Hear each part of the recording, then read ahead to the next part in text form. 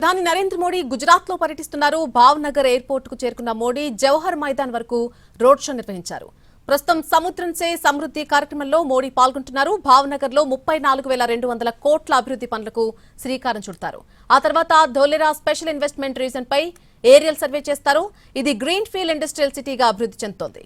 అనంతరం మధ్యాహ్నం 1:30 అహ్మదాబాద్ జిల్లా లోతల్లోని నేషనల్ మెరైటైమ్ హెరిటేజ్ కాంప్లెక్స్ పనుల పురోగతిని సమీక్షిస్తారు. టూరిజం, పరిశోధన, విద్య, స్కిల్ డెవలప్మెంట్ కేంద్రంగా పనిచేస్తున్నారు.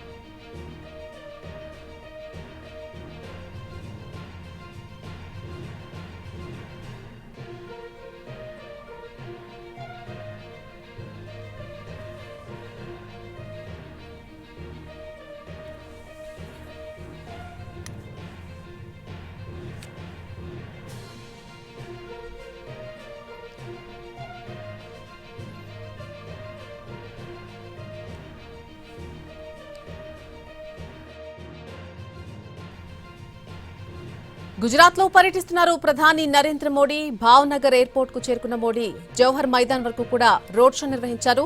ప్రస్తుతం సముద్రం సే సమృద్ధి కార్యక్రమంలో మోడీ పాల్గొంటున్నారు. భావ్నగర్ లో 34,200 కోట్ల అభివృద్ధి పనులకు శ్రీకారం చుడతారు. ఇక దాని తర్వాత ధోలేరా స్పెషల్ ఇన్వెస్ట్మెంట్ రీజన్ పై ఏరియల్ సర్వే నిర్వహిస్తారు. ఇది గ్రీన్ ఫీల్డ్ ఇండస్ట్రియల్ సిటీగా అభివృద్ధి చెందుతోంది. దాని తర్వాత మధ్యాహ్నం 1:00 అహ్మదాబాద్ జిల్లా లోతల్లోని నేషనల్ మెరైటైమ్ హెరిటేజ్ కాంప్లెక్స్ పనుల పురోగతిని సమీక్షిస్తారు. టూరిజం, పరిశోధన, విద్య, స్కిల్ డెవలప్మెంట్ కేంద్రంగా ఇది పనిచేస్తోంది.